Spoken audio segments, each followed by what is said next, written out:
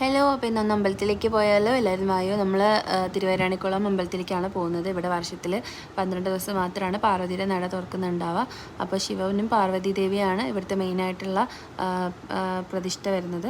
നമുക്ക് തിരുവൈരാണിക്കുളം എന്ന് പറഞ്ഞിട്ടുണ്ടെങ്കിൽ ആലുവ സൈഡിലുള്ളവർക്ക് അറിയായിരിക്കും. മാറമ്പള്ളി എന്ന് പറയുന്നതാണ് ഇതിൻ്റെ സ്ഥലം. ഞങ്ങൾ ഇപ്പോൾ ഒരു 5 വർഷമായിട്ട് പോകുന്നുണ്ട്. ഇടയ്ക്ക് മാത്രം തുറക്കുന്നത് കൊണ്ട് തന്നെ അവിടെ ഒരുപാട് തിരക്കും കാര്യങ്ങളും എല്ലാം ഉണ്ട്. നല്ല തിരക്കായിരുന്നു.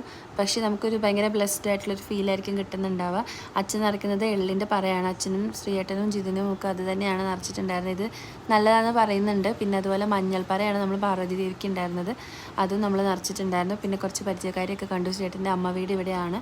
പിന്നെ നമ്മുടെ ജീവ, ശ്രീയേട്ടൻ, ഞാൻ, അമ്മ, കുഞ്ചി എല്ലാവരും ഉണ്ടായിരുന്നു.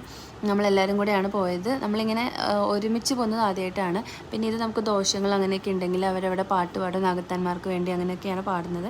കുറേ കമ്മലുമാല ഐറ്റംസ് എല്ലാം ഉണ്ടായിരുന്നു. നമ്മൾ സാധാരണ പൂരത്തിന് ഉത്സവത്തിനൊക്കെ പോകുമ്പോൾ ഉള്ള പോലെ ഇത് അത് ആദിക്ക് വേണ്ടി വാങ്ങിച്ചതാണ്. പിന്നെ ഞാൻ കമ്മൽ, മാല അങ്ങനെ കുറച്ച് ഐറ്റംസൊക്കെ വാങ്ങിച്ചിട്ടുണ്ടായിരുന്നു.